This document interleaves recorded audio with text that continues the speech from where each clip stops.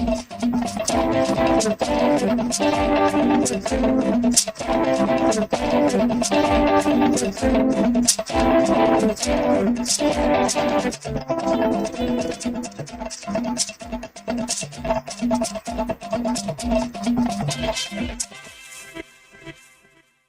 warm welcome to you. This is Nationwide. Thank you very much for joining us. I'm Ruth Aguela. Remember, this news is broadcast live on our website is nta.ng/live and all other of our social media handles displayed on the screen right now. We'll begin with the Judiciary. A federal high court sitting in Abuja has sentenced the notorious Taraba-based kidnap kingpin Hamisu Bala, popularly called Wadume, to 7 years imprisonment without fine. The presiding judge, Justice Binta Iyako, in her judgment said the court was satisfied that indeed Wadume was guilty of dealing in prohibited firearms and escaping from custody. Meanwhile, Police Inspector Aliyu Deji, another defendant in the matter, is to serve 3 years imprisonment for tampering with police records to conceal the crime, while 3 other defendants are also to serve various sentences for their roles in the crime. In view of the recent security and political development in West Africa, the ECOWAS Parliament is holding a delocalized meeting to review implementation of relevant community texts on peace and security, with the theme Community Text Relating to Peace, Security, Democracy and Good Governance, Challenges in their implementation and the oversight role of ECOWAS Parliament.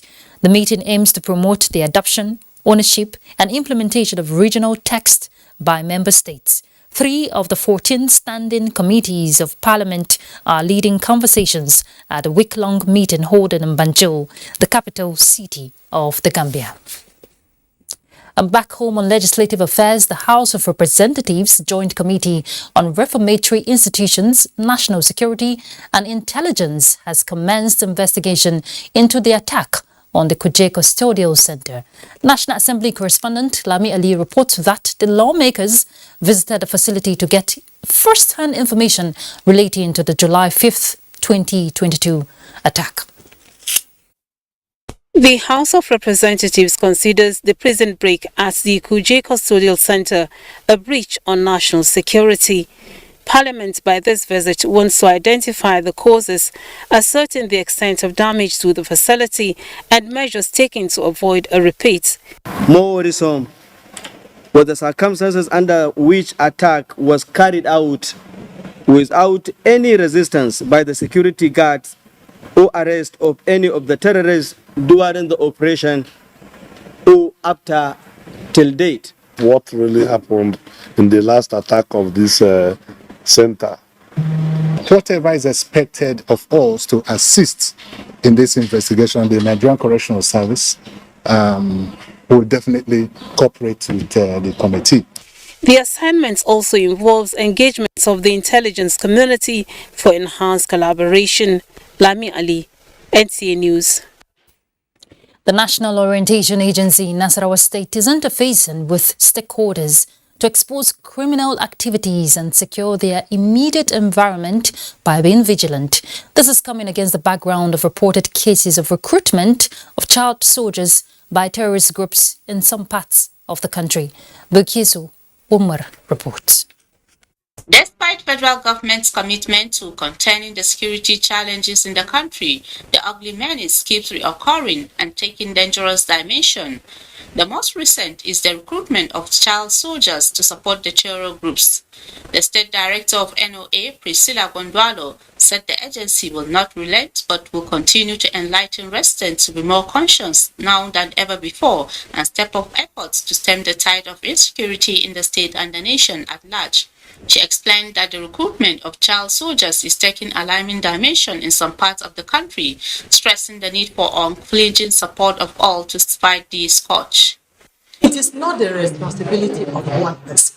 It is not the responsibility of the governor alone. It is not the responsibility of the security agencies alone. As a matter of fact, we think that a lot of responsibility lies on parents. and caregivers. The Emir of Lafia represented and other guests at the meeting enjoined parents to pay more attention to their wards, insisting that child soldering portends great danger to the nation.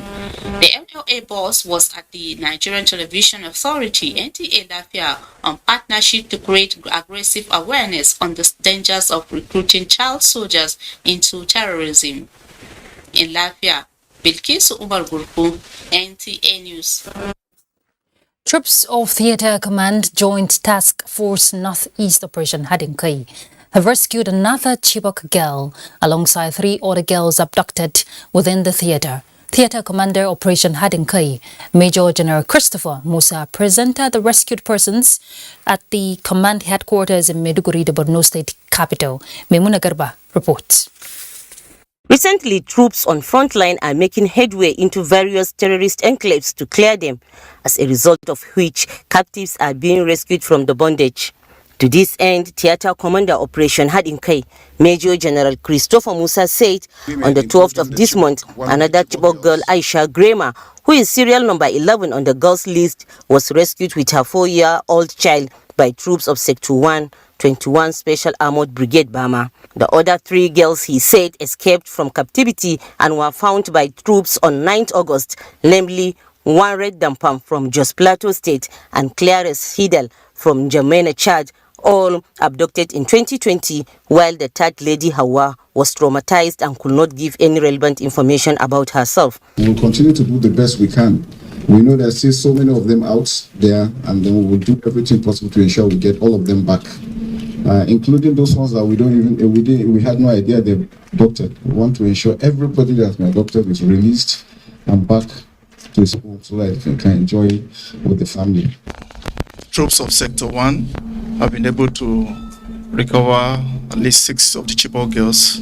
This brings the number to 6 within the last 2 months. National President Nigerian Army Officers' Wives Association (NAOA), Salamatu Faruk Yahaya, who was in Maiduguri to inaugurate developmental projects and empower women in the theatre, met with the rescued girls where she presented relief items and cash assistance to them. In Maiduguri, Maimuna Garba, NTA News. Socio-economic activities between Nigeria and one of our neighboring country, Republic of Benin, we hear has been temporarily put on hold. The bridge at Chikanda, one of the border communities in Barutan local government area of Kwara State, linking the 2 West African countries, have been washed away due to heavy downpour. Commuters want quick intervention by both countries in the interest of sustainable business activities. The federal government says apart from intensifying measures towards the release of all the train passengers abducted 6 months ago, the commencement of commercial services on the Abuja-Kaduna rail line depends largely on putting in place a robust security mechanism that will forestall a repeat of the ugly scenario. The Minister of Transportation, Muazu Jaji Sambo, stated this in Lagos, while also giving an update on the commencement of freight services on the standard gauge of the Lagos-Ibadan rail line. Michael Olale reports. Many wins in the rail subsector are almost undermined by security challenges, but the zeal to overcome this problem is ever strong. Apart from exploring options to return to the beautiful old days of the rail transportation, resolving all hindrance to commence freight services on the standard gauge of the Lagos-Ibadan rail line is important to the minister.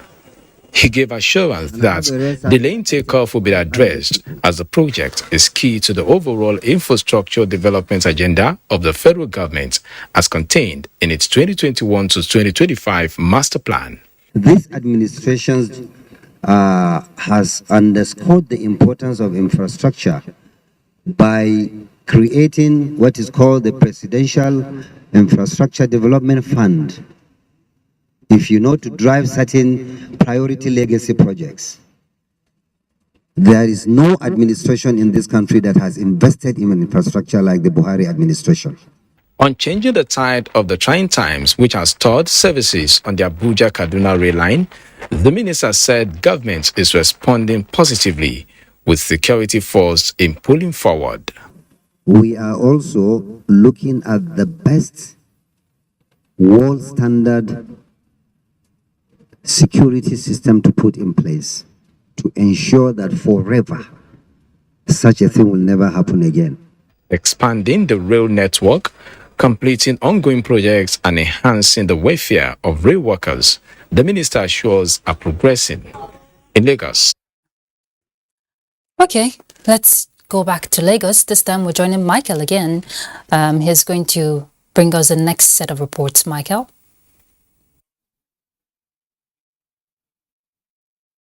Thank you, Ruth.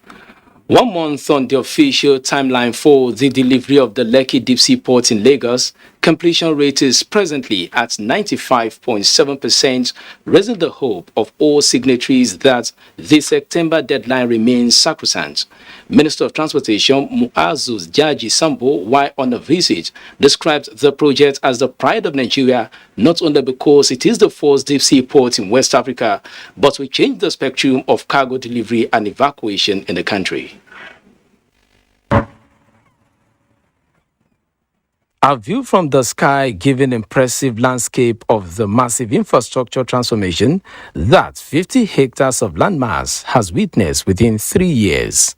And at a closer look, it is a geometric progression with figures to vividly describe. For instance, from the landslide to the quay wall and breakwater, completion rate is more than 90%. Minister of Transportation is already envisaging the promptness the port will inject into terminal and vessel dwell time, with the belief that Nigerians will definitely benefit from the close to 170,000 jobs projected to be created from the initiative. Everything you want in a port is here. Almost automated, fully automated. Not fully, but automated enough to make life easy for port operations. I am delighted, and it is initiatives like this that we want to encourage, and that's why I did not hesitate at all when I came to the ministry and I met the proposal for the Badagry Deep-Sea Port sitting on my table and took it immediately to council. The Nigerian Ports Authority has found a new template for port construction, and the agency is taking a cue from the Lekki Deep-Sea Port, advising intending investors to give their best. This is the template for execution and speed of delivery of any deep sea port. So I was talking to the proponents. I was also talking to the proponents in terms of the equipment, in terms of the ability to provide equipment that will improve efficiency, you understand, reduce cargo dwell time and ship waiting time also.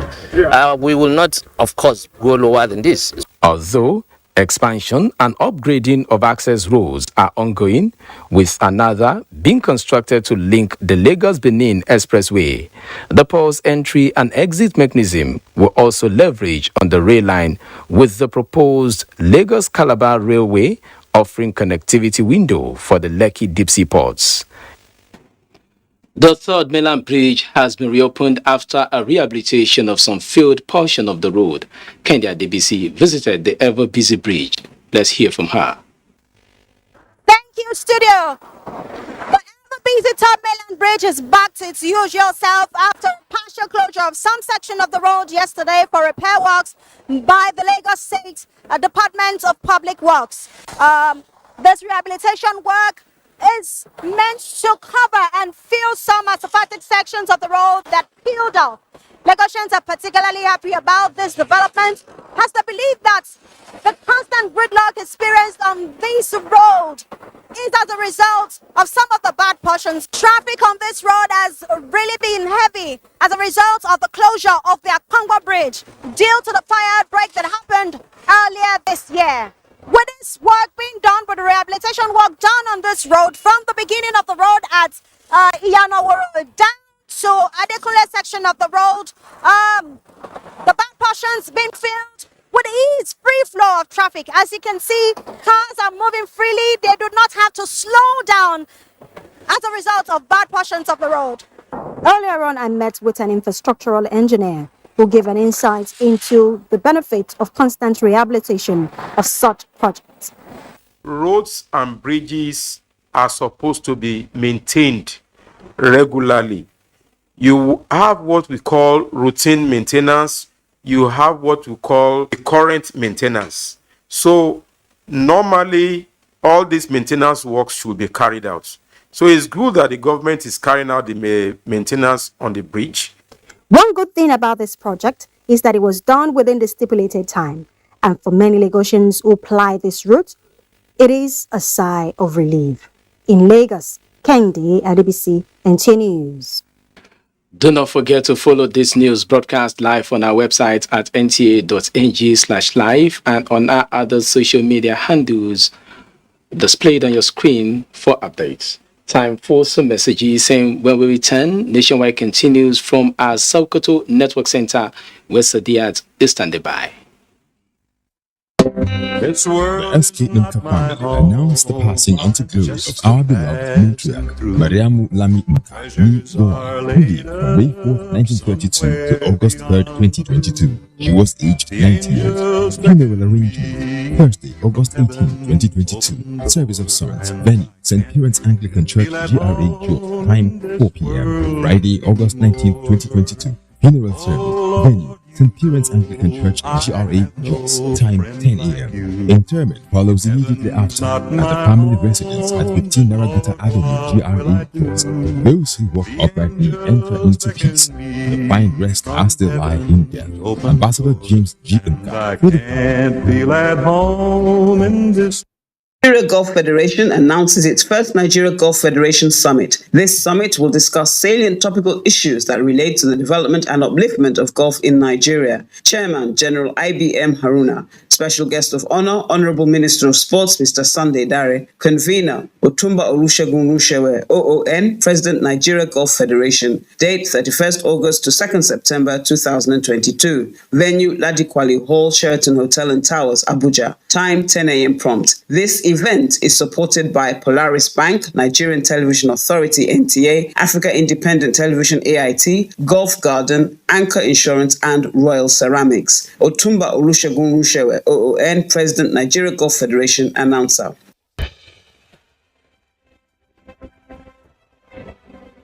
Every day in our country, senior citizens are discriminated against, disparaged, and treated with disdain by those who ought to respect them. We are all complicit in the way we have treated the elderly members of our society as institutions, families, or members of a shared society. Every time senior citizens get offered less than they deserve for the work they do because they are old, poor, and desperate, we are failing them. Senior citizen loses a child, and wow, they must be responsible for their death. Every time a senior citizen gets labeled a witch, is called mad, and shooed out of the way because they have no memory of where they were headed and look unkempt, we are failing them. We say, abeg, you don't old, make it do die, make everybody for rest, to ailing parents, uncles and aunts.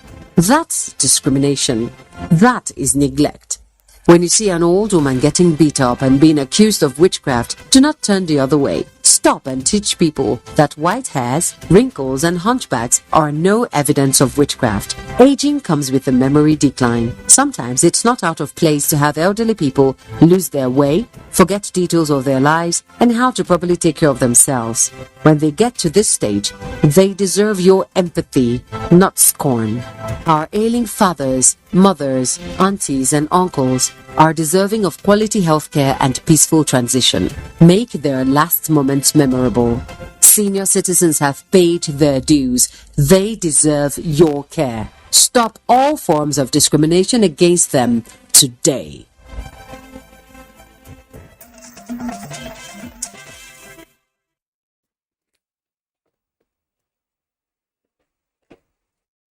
Governor Aminu Waziri Tambuwal says the state government will soon recruit more than 1,000 health personnel to fill the human resource gap under the state health system. Lalat Abdullahi reports that Tambuwal made the disclosure when he received on courtesy call a country representative, UNICEF Nigeria, Mr. Peter Hawkins, at Government House, Sokoto. The report.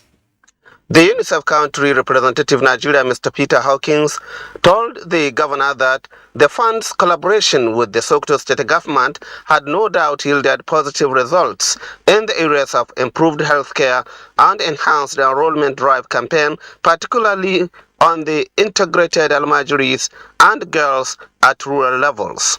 Mr. Hawkins, however, stated that more commitment is required to take out-of-school children off the streets, as well as invest more resources on nutrition, sanitation, and immunization, among other critical healthcare needs. Ensure that all children receive the right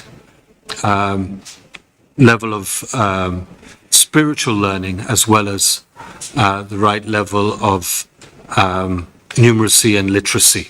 Governor Aminu Adire Tambol told the visiting country representative of UNICEF that the impact of the partnership with UNICEF are quite felt across the state on areas of basic education, encouraging literacy for Almajiri schools in the state, and addressing critical healthcare challenges at the grassroots. He added that despite the current high inflation leading to serious economic setback, government will continue to pay more attention to basic education and healthcare needs, particularly on the rural population in the state. We are in the process of recruiting over 1,000 more of those staffs, the CHUs and the rest of them, that will now fill in the gap that we have in human resource.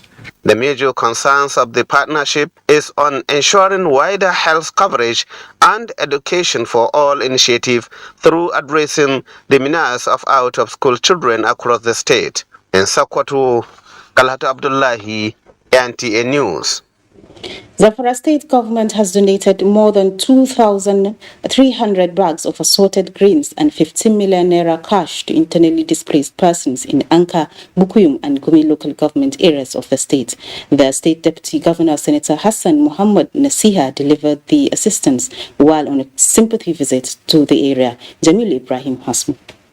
Suspected terrorists have recently sacked a number of communities in Anka, Bukuyum and Gumi local government areas of Zamfara state, resulting in massive displacement of persons, especially women and children. Zamfara state deputy governor, who led a powerful government delegation on a sympathy visit to the affected areas, regretted that the unfortunate incident is coming at a time when relative peace has been restored to other parts of the state through dialogue, with farmers fully engaging in this year's rainy season farming. By the way, Amana, it has done well in Nansado and Dankolmi. It will do the same here in Gumi. Inshallah, we are sure the dialogue will work.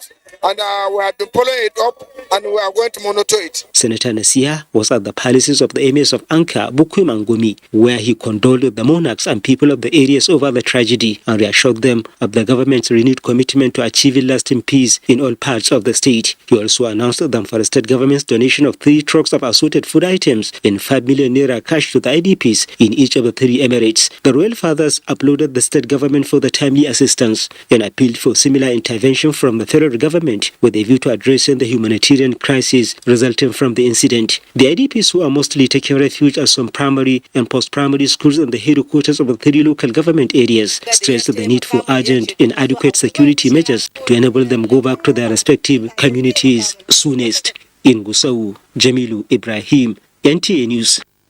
And that's it from this end. It's now back to Ruth in Abuja. Thank you, Sadia. Torrential rains that lasted for 2 days have left havoc in some communities in Kano State, leaving many people dead and some displaced. Awal Salisu reports from Toranke village in Ajingi local government area, one of the communities hit by the disaster. It is Aliu, a 4-year-old survivor of a collapsed building in Ajingi town. His father, Malam Aminu, said on his return from farm, he met a crowd struggling to rescue the boy who was trapped inside one of the collapsed rooms in his house. I never expected the boy to survive the incident. Many residents of Ajingi, Torenki and other neighboring communities have been affected by the prolonged rainstorms that destroyed more than 200 houses and property worth millions of naira. The incident brought a lot of people into difficulties. I have no means of rebuilding the house. The downpour that lasted more than 2 days resulted in the death of a 4-year-old girl in this community, and 3 other siblings in similar incidents in Tarai town of Kivia local government, while more than 500 people have been displaced. Executive Secretary State Emergency Management Agency Salah Ali Ujili said the state government has distributed relief items to the victims of the unfortunate disaster. In Kano, Awal Salisu, NTA News. President Muhammadu Buhari has approved the request of Ebonyi State government to help mitigate the ecological challenge that resulted to a landslide at Eda Afikpo South local government area, with over 65 households displaced. The state governor, David Umahi, made this known while addressing the people of the area, stressing that the affected people would be relocated with immediate effect. Chika Okorie will tell us more. This is the second time in less than 2 weeks Governor David Umahi is visiting Ugwama Eda, the site of the landslide that, apart from displacing some people, also blocked an interstate road. With the assurances of resettling the affected persons immediately, Governor David Umahi appreciated the federal government for quick response to mitigate the ecological menace. Let me thank our dear president very, very, very highly, because when I drew this, I didn't even meet him. It was ordinary letter I wrote. I was in Abuja waiting, and he saw it. We requested for immediate, attention here. He has approved it, immediately. Some of the residents who lamented their ordeals appreciated government for being responsive in tackling the disaster. He said he's going to relocate us to another place for now, so as to enable job keep on going. Yes. So we appreciate that. That is true. The prompt intervention, the people believe, will help save the multi-million naira Uguyere Bridge constructed by the state government. In Abakaliki, Chika Okore, NTA News. The Ghana High Commission in Abuja says the online publication alleging that the President of the Republic of Ghana, Nana Akufo-Addo, has written to the presidential candidate of the All Progressives Congress, Asiwaju Bola Tinubu, to give Peter Obi a chance in the 2023 general elections based on his health condition is false. In a statement, the Commission urges the public to disregard the misleading and baseless publication on the premise that Ghana and Nigeria boasts of decades of cordial relations underpinned by the belief in the tenets of democratic governance, rule of law, and adherence to the principle of non-interference in the internal political mechanisms of other countries. The President of the Republic of Ghana will not interfere in Nigeria's internal affairs and politics. To further dispel the misconceptions created by the online publication, the statement also made reference to a series of tweets of Tuesday, 9th August 2022 from President Akufo-Addo's Twitter handle. Chairman, People's Democratic Party State Chairman Forum, Felix Hayat, has expressed confidence that all perceived differences among members of the party arising from the presidential primary election is normal but will soon be resolved. He was speaking at a national summit organized by GLAD Initiative in conjunction with PDP Vote Right ambassadors in Abuja. Timothy Yusuf reports. Felix Hassan Hayat, popularly referred to as chairman of states PDP across the country, is also the state chairman of the party in Kaduna State. He believes that failure to do the right thing is a bane to the nation's political development, but optimistic that the rebranded PDP is set to now do things right for the right results going forward. Anytime you go through a primaries, you expect some people who thought they would have been the ones to win, didn't win, so they feel a bit aggrieved. By the time campaign structures are put in ground, people, every shade of opinion is captured, this thing will fizzle out. Back in the summit hall, former governor of Niger State and member of the PDP Board of Trustees, Muazu Babangida Aliyu, joined by the party's presidential candidate spokesman, Senator Dino Melaye, agree with Hayat, emphasizing that not doing things rightly enough were responsible for the party's loss of presidential election in 2019. This time around, at the PDP level, we said we must change the norm. What can we do different? We can do differently because we know where elections are won and lost. We cannot afford to get it wrong come 2023.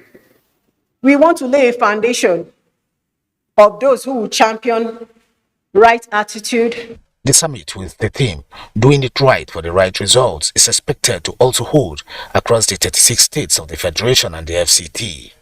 Timothy Yusuf, NTA News. From Kenya, reports just reaching us says the Kenya's Independent Electoral and Boundaries Commission declares William Ruto winner of Kenya's presidential election. Ruto garnered 7,176,141 votes, representing 50.49% of the total votes cast.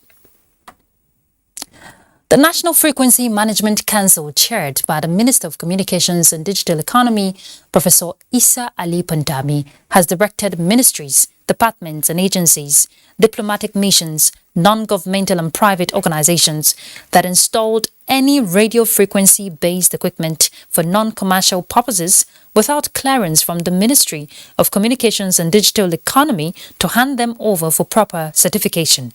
A statement from the Minister's office says those who refuse to do so constitute security risk to the nation and may attract severe sanctions and possible prosecution.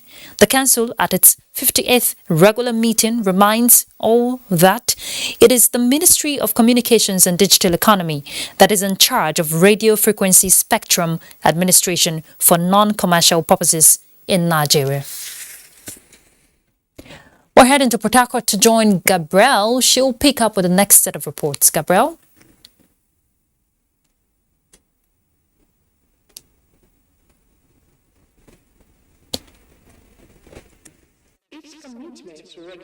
Training of officers to meet the present challenges of insecurity in the country. General Officer Commanding 6th Division, Major General Olufemi Oluyede, disclosed this during 6th Division Inter-Formation Combat Proficiency Competition in Port Harcourt, River State. Robinson Duratede has the details of this report. It was an intensive training and competition for officers from those below the rank of major, serving under different brigades in the 6th Division Nigerian Army.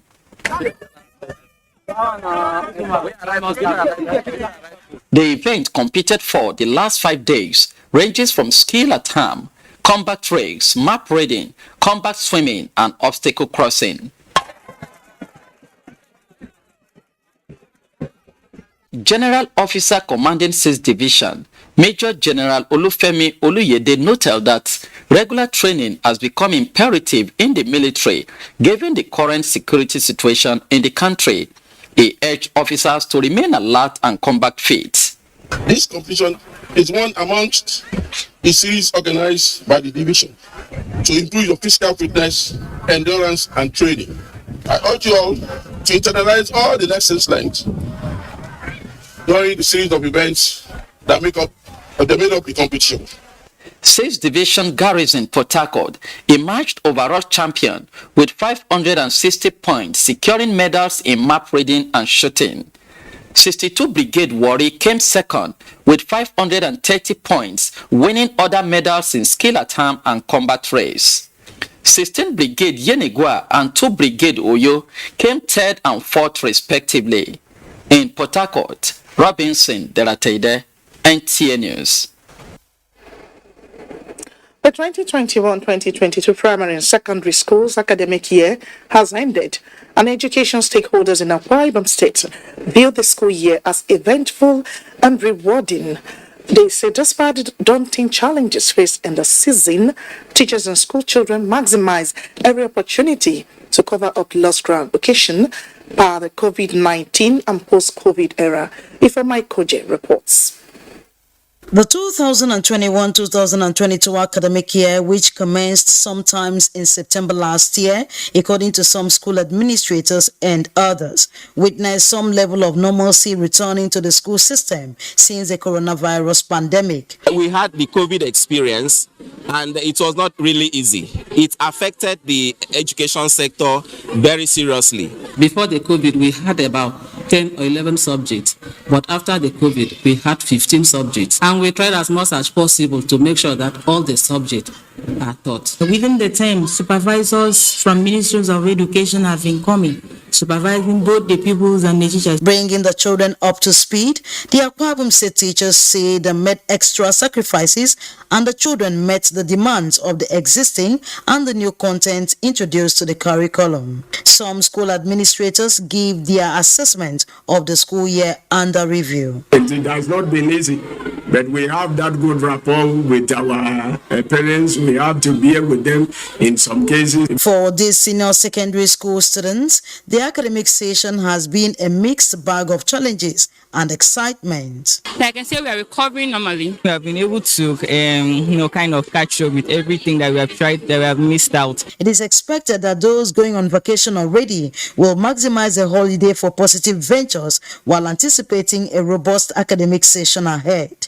In Uyo, Ifoma Ihoji, NTA News. And as our package from Port Harcourt Network Center nationwide continues with Zenret in Jos. Elections are here again. Let us shun violence. Let us play the game according to the rules. Do not be a thug. Say no to violence. Let's rise and defeat violence, crime, and sabotage against the peace of our nation. Nigeria is the only country we have. We must do everything to keep it united. We must avoid any act that promotes hate and disintegration. Say no to separatist movement, terrorism, fake news, hate speech, religious bigotry, and any act that tends to divide us as a nation. Watch out for strange gatherings and suspicious movements. Restrict access to sensitive documents and data, the disclosure of which may damage national security. Educate your staff and family, particularly on measures to safeguard information and report security breaches. Apply relevant legal security guidelines to protect yourself and your neighbors. Due to misinformation and wrong choices, some idle persons resort to vices in their greed to get rich quick. They resort to kidnapping, killings for rituals, and other heinous crimes. Avoid wrong use of the social media. Before you broadcast that false message, think twice. Ask whether it will promote peace or violence. For safety at home, still be security conscious. Educate your household on safety tips. Report all suspicious movements and persons to the security agencies nearest to you. Be a good citizen. Be patriotic. To pass security information, please call 0813-222-2105, 0915-339-1309, 0908-837-3514, or send a mail to dsspr@dss.gov.ng. This message is from the Department of State Services, DSS.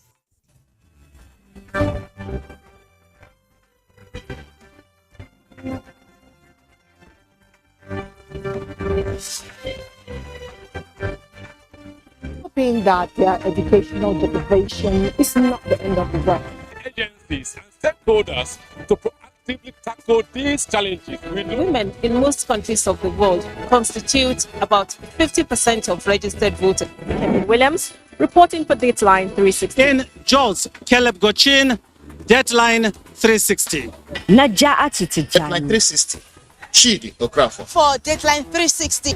In Lagos, Michael Olaleye. Reporting for Dateline 360. I am Omosola Omojola. Thanks for tuning in.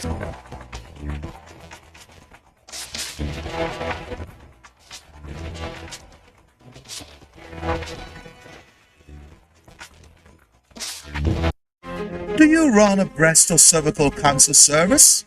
Are you a private or public laboratory, clinic or hospital that offer any of breast imaging, cervical cancer screening, HPV vaccination, or other breast or cervical cancer services? Is your service a primary, secondary, or tertiary center located in any part of Nigeria, no matter how remotely located it is? If yes to any of these questions, then subscribe to the OCI Foundation's Savvy Breast app and become accessible and visible to millions of Nigerians. It is all for free. To subscribe, just type the Save a Breast application form on Google or go to the OCI Foundation's page on www.ocifoundation.org and search for Save a Breast application form. Complete the form and submit. And let millions of Nigerians patronize you, all for free. Become part of the OCI Foundation's quest to tackle breast and cervical cancers in Nigeria. And join us as we rise by lifting others.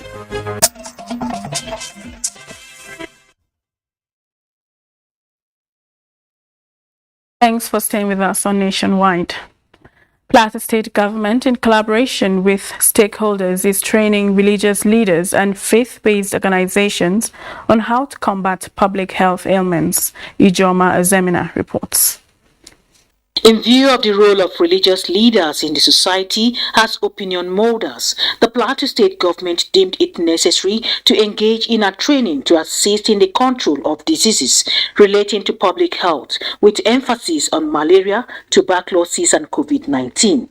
The training is a platform for participants to have good understanding of the diseases and the prevention strategies. We can actually work out solutions that are even more reliable, because when it is faith-based and it is medicine, people believe it more. I learned that you do not self-medicate.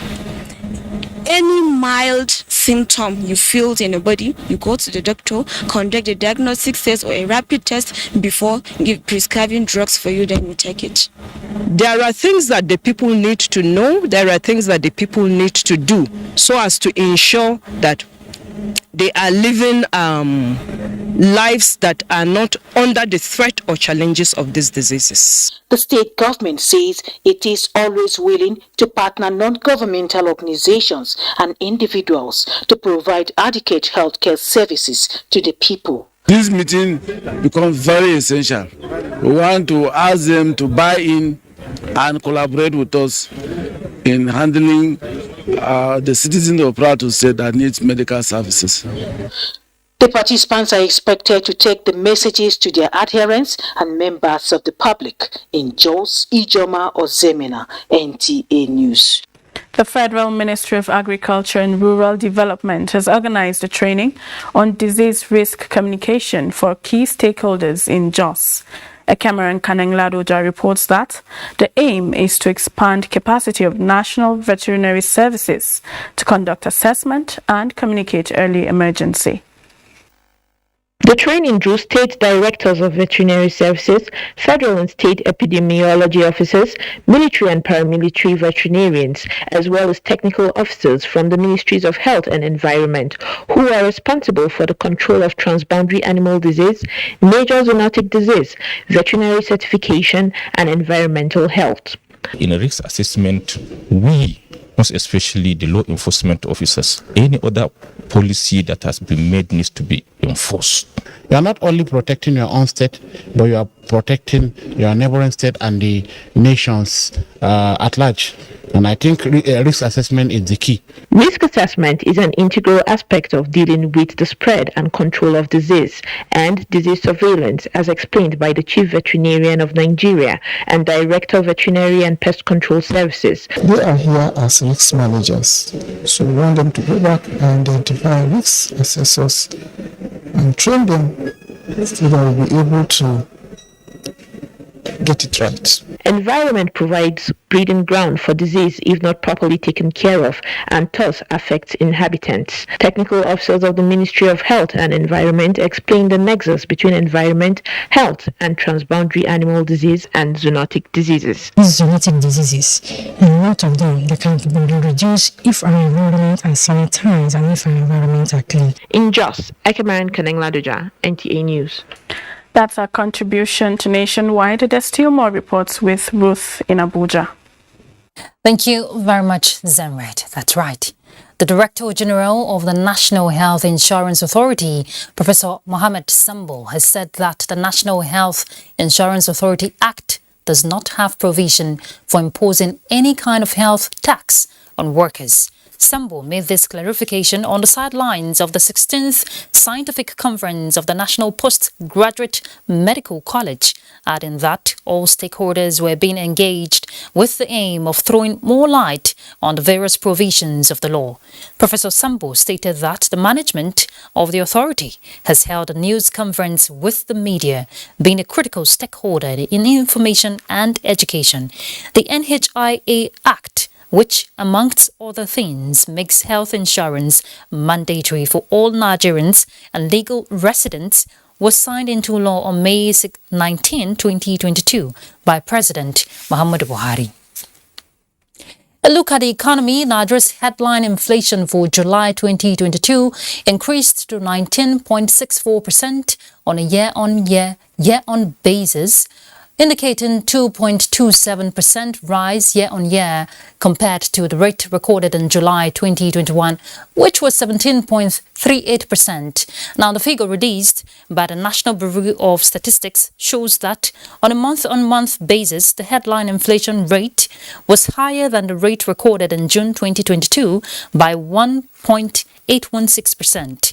The NBS report shows that the increase in inflation was caused by an increase in food index attributed to the disruption in the supply of food products, an increase in the cost of transportation arising from the higher cost of energy, an increase in import cost due to currency depreciation, as well as a general increase in the cost of production. The rise in the food index was caused by increase in prices of bread and cereals, potatoes, yam and other tubers, meat, fish, oil and fat.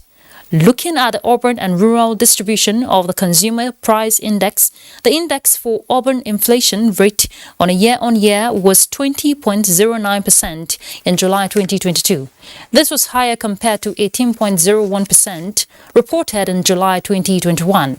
On a month-on-month basis, the urban inflation rate was 1.8209% in July 2022, a decrease compared to June 2022 with 1.8211%. Telecoms subscribers across the country will have to bear the brunt of 5% excise tax on telecoms services being proposed by the federal government.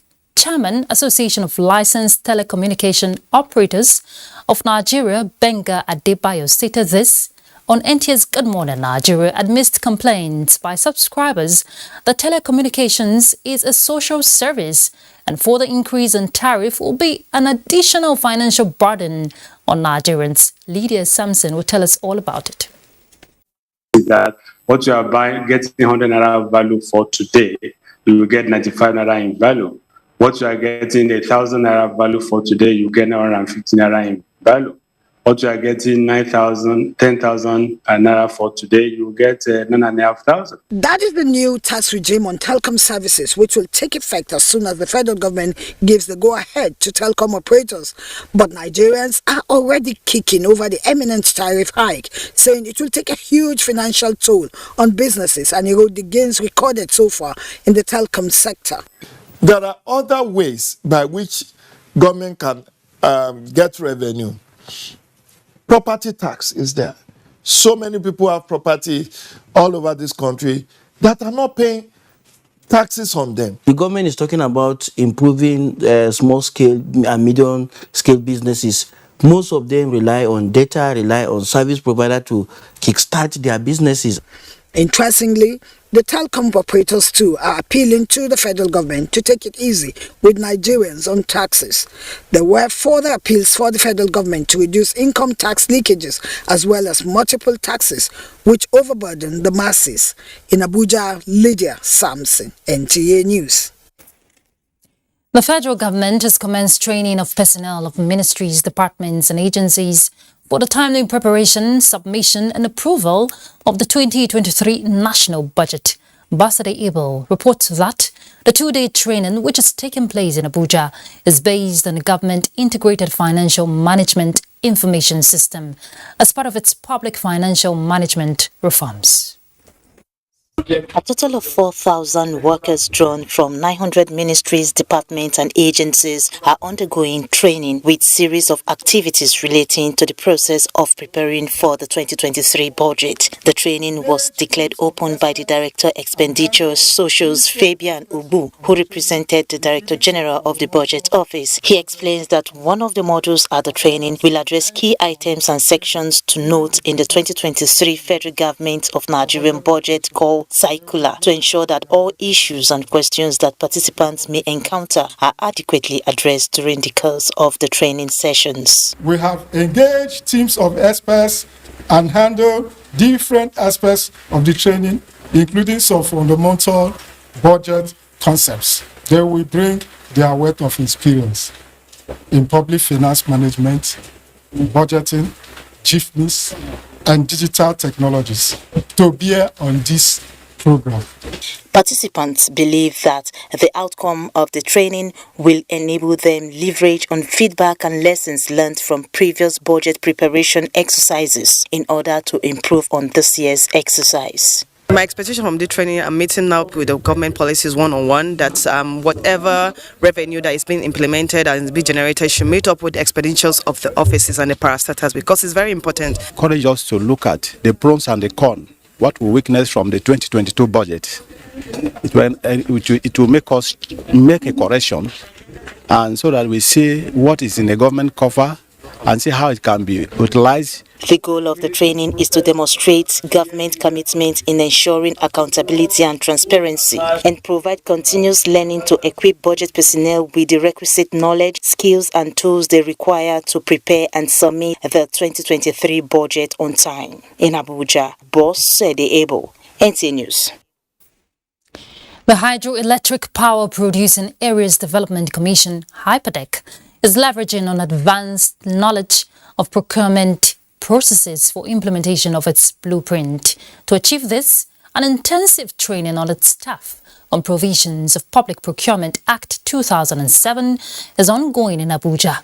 Abubakar Akwanga reports.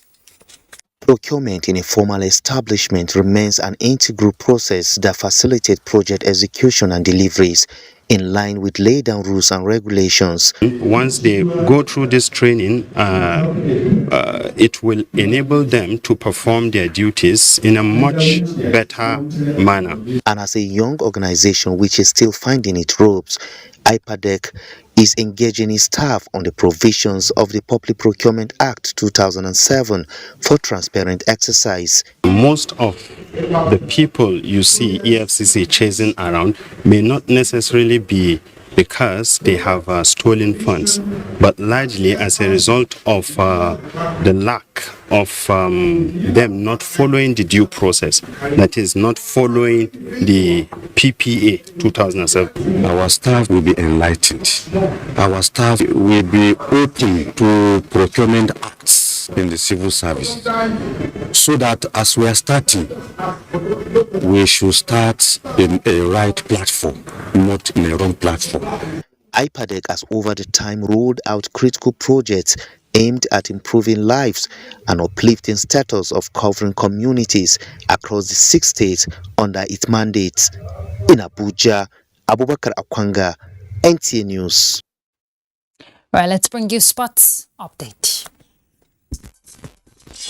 Fans in Nigeria have urged Nigeria's under-20 women's national team Falconets not to be carried away with the qualification into quarterfinal of FIFA Under-20 Women's World Cup, but rather ensure the focus on beating their next opponent, Canada, and go ahead to win the 10th FIFA Under-20 Women's World Cup ongoing in Costa Rica. Considering the opposition Nigeria has been able to overcome, I think the Falconets are really formidable. I think the girls are good to go. Whichever opposition they come against, I think they will stand a good chance of making it through to the semi-final stage of the competition.